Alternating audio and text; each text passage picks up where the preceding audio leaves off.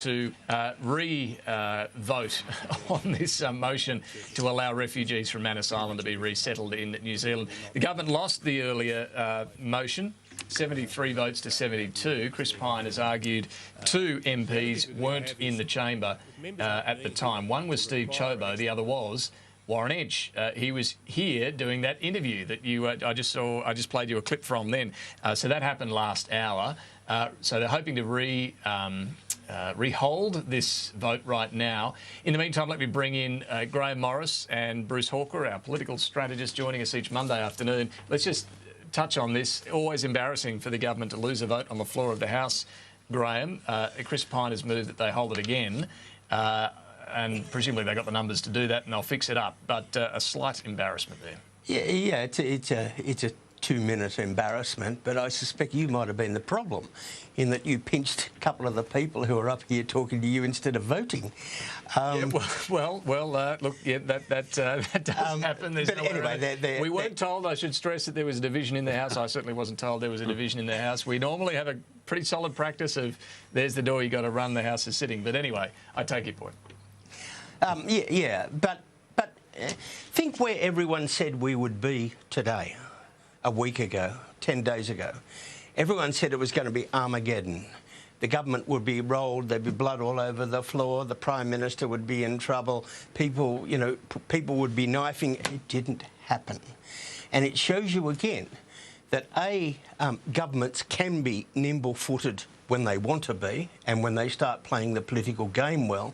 But it also shows you sometimes that politicians, journalists and oppositions should not hype things too much because some of the expectations were way too high that Mr Shorten and the people around him, were saying this was the big week. This was the week when the opposition was going to really crunch the government.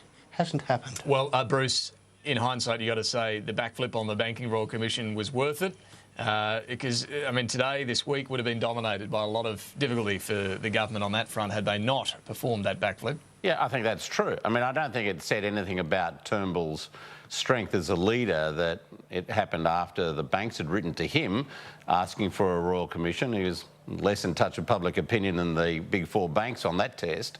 But the smart political move when you've got issues like this is to close the debate down. What they didn't do was close it down soon enough. So the leeching away of the Liberal vote just continued for a long time. And there are other issues too, of course, that they're still going to have to deal with. But they have got the same-sex marriage issue out of the way. They have got the Banking Royal Commission out of the way, and they are two of the cudgels that were being used to beat the Prime Minister around the head with. Having said that, they're still 6 points behind on the two polls that have come out, so it's not like they're doing brilliantly, but it does show a little bit of political acumen. Yeah, that's true. But in the House today, and certainly from people on the ground in Bennelong, and Barnaby's huge win on the weekend, which looks like being the second biggest swing to a government in the last 40 years, they tell me on the ground in Bennelong that the mood has improved a bit in the last 48 hours, and certainly the mood in the Parliament. Right across the coalition is much improved on where it was when the Parliament last sat by a long way. Well, I want to show you the polls. Just a recap, there were two polls out today. Let's go through some of the numbers here. Firstly, on the news poll primary, Labor down just 1, the coalition up 2. 36 coalition, 37 for Labor. The two-party preferred result then did see some improvement for the coalition. They were at a 10-point gap, now a 6-point gap. So the two-party preferred is a 47 to 53 split between the coalition and Labor. So, look, a little bit of improvement there. Isn't it terrible when you say... You're celebrating a 6-point... That 6-point gap is good. However... When you look at it, I am a strong believer that a good campaign, now whether or not the government can actually run a good campaign is a different thing, but a good campaign can pick up 1 to 1.5%.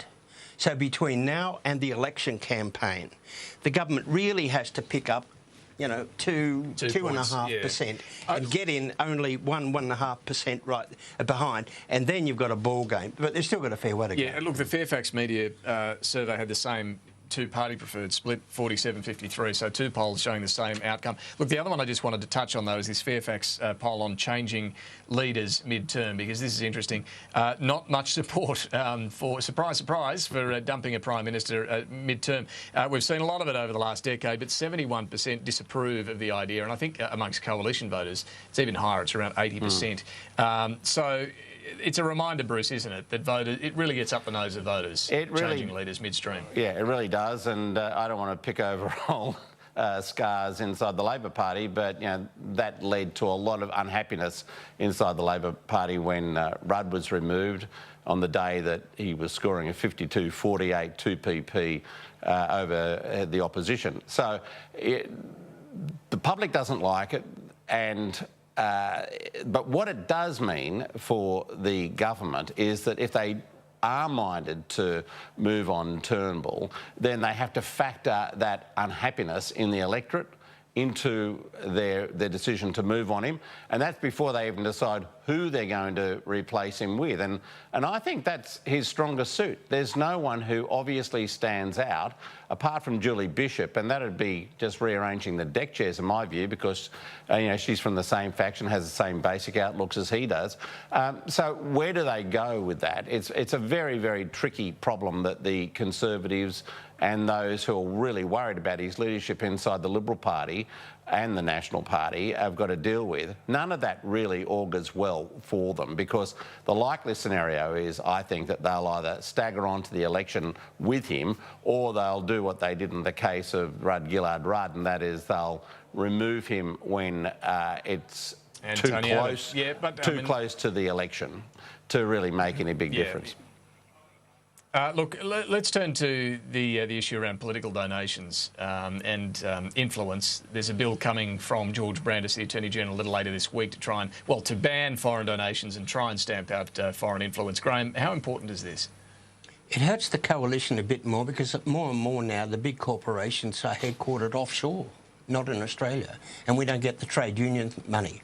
And it will hurt, but I think it probably has to happen. But look, this has all started with Sam Dastyari. And Bruce, if I was a political mate of Dastyari, I'd be saying to them, look, mate, if and when Labor was ever to win, the spooky people, the agencies, would be saying to the Labor Prime Minister, probably a she by then, Prime Minister, you probably cannot give classified documents, cabinet documents, to Senator Dastyari. Now that means Sam's probably never going to become a minister, and he's an ambitious, driven human being. And I think good mates would be saying to him, Sam, your career is cactus, you're not going to be a minister. Try a different career. And that's not said in a... It sounds partisan, but I'd be doing it to him as a mate, because he's not going anywhere. Yeah, I mean, Bruce, what are your thoughts? Firstly, on Sam Dastyari, I mean, let's just tackle that. Yeah. What do you think? Is there a problem there in terms of, going forward, in terms of the reliability, trustworthiness of Sam Dastyari? I think he's got a significant problem now, and the fact that somebody who was heavily reliant on him and quite close to him in the form of Bill Shorten was able to move on him in the way in which he did suggests to me that that's a strong view inside the Labor Party. Having said that, you know, we don't actually know what it is that's alleged that this fella Huang has actually done or may have done, or what the relationship between him and the Chinese Communist Party is. So, in a sense, you're fighting your way out of a paper bag when you're trying to deal with these allegations, because there's this mystery surrounding the man that hasn't been revealed. I mean, you know, information is being leaked out that he is the subject of an ASIO investigation, but we don't know anything more about that. While it remains like that, I think it's very difficult for Dastyari. If it turns out that this fellow, you know, is nowhere near as sinister as people make him out to be, then that's another story altogether. But right now, I think Sam's future is pretty grim. And I'm not sure where he's going to take it from here and where the party will take it as well. But I think he would feel a lot of regret about what's transpired in recent times, because I think it has dealt his career a significant blow. Well, to that end, Bruce, I mean, is it possible, do you think, that he would leave the parliament, even if it's not until the next election? I doubt it. I doubt that very much. I think he would be wanting to try to do everything he could to try to retrieve his reputation and his career. But I think it will take all the remaining time that he's got as a senator for him probably to do that. Now, having said all that, this is a happy hunting ground for Conservatives, and in the past they've done very well with it. And the Petrov affair was something that absolutely dogged Labor in opposition during the 1950s, and Menzies went to successive elections on the back of a Red Scare. And and Turnbull's obviously trying to make the most of that, and I think he'll continue to do it. I don't think it's going to have more than a very localised impact, and basically on Dastyari. But I do think it does go to the question about foreign donations, and the sooner we sort out this mess, the better. I think foreign donations should be banned tomorrow, and I think we should be absolutely looking very hard at the amount that even corporations and unions can give by way of political donations. Looking at, embattled members of Parliament, George Christensen, Grahame, what do you think about the revelations now that he was the one telling Andrew Bolt, Peter Credlin, that he was to mention him as an unnamed MP who was going to resign unless Malcolm Turnbull went? He lied to other journalists about it. Now he's decided to stay in the tent after all. Where does that leave him? Lazarus with a triple bypass. He has risen again from the dead. He has seen the light. What other description do you want? Look, he got himself into some hot water. He said a few things to a few journalists that he probably shouldn't. And he's come to realise that he is responsible in his electorate for about 4 or 5%. But the party, the leadership, the policies and everything else is about 95, 96%. So he's better off staying where he is, or his parliamentary career could be quite short. Yeah, I think the suggestion was that he would stay in the Nationals but sit on the crossbench, not be a part of the government, the Turnbull coalition. No, he has learnt how to spell the word team, and that's fantastic. Yeah, Bruce, I guess that's a relief for the government that he's back in the tent, but look, it does raise questions again. We go to this reliability and trustworthiness issue. Well, it does. It's a question about leopards and spots, really. I mean, I think it'll largely depend on how the government is travelling in Queensland and whether the One Nation, Qatar, outsider vote continues to gnaw away there. And if it does, I'm not sure that we won't see Christensen and others starting to make the same sort of noises that they made before. They didn't do it because they felt inherently disloyal towards the National Party. They did it because they felt uncomfortable in their own seats as more and more of their supporters, or erstwhile supporters, started moving away from them. I don't really think they should take too much comfort from what Christensen said in the last few days. He could easily turn around and do something very similar to this, or the same thing, as soon as it gets hot for him in his electorate again. Grahame, do you think with Barnaby Joyce winning emphatically on Saturday night, returning to the Parliament at some point this week, things will settle down a bit in the Nats? I mean, we have seen a number of occasions in the last couple of weeks, whether it's on religious protections, whether it's on George Christensen's threats on a whole series of issues. Agitating. Yeah, I do, David. I think there have been a bit leaderless. Admittedly, it's been a difficult month for the National Party and the Liberals at a federal level. But I do think with Barnaby back, he has the authority. He now has the electoral authority to say, hang on, look, you Nationals, I'm a winner. And if we do X, Y and Z, we'll be on the right track. And he will be, I think Malcolm Turnbull will be saying, please, Barnaby, come back tomorrow, but he probably can't until the writs are issued for, the writs are returned. So he's probably got a little while yet before Parliament resume. Look, before we wrap it up, I just want to recap, go back to where we started. If we can show the House of Representatives once again.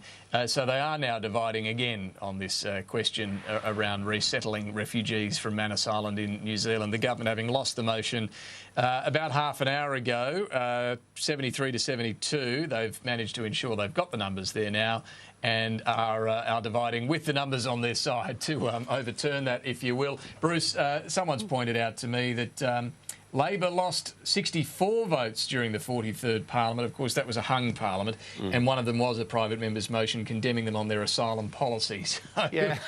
This happened more often in the hung Parliament, at least. Of course it did, and I think the electorate just takes no real notice of this. It's something for we in the commentariat, but for people leading their normal average working days out in suburbia or wherever, it means nothing to them.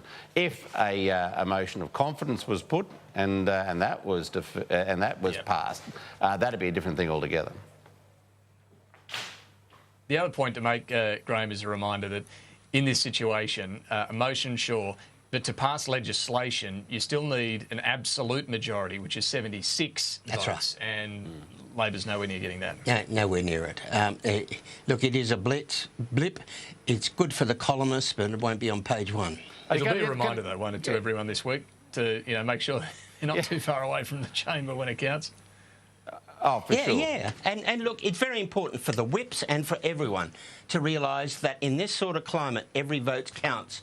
And, if your bladder requires adjusting, do it after the vote, not before.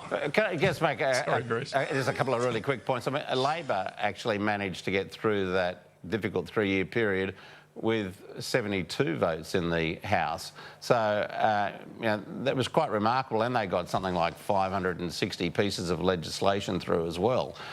You can govern as a minority if you've got somebody like Anthony Albanese there, whipping around, making sure he's got the support for their legislation. You need that sort of vigour, though, to make sure that the Parliament still continues to be productive, even though you are in a minority. It can be done. All right. Well, anyway, it's a reminder to all of us to keep an eye on the Parliament this week. I'm sure this won't be the last attempt to embarrass the government while its numbers are still down too.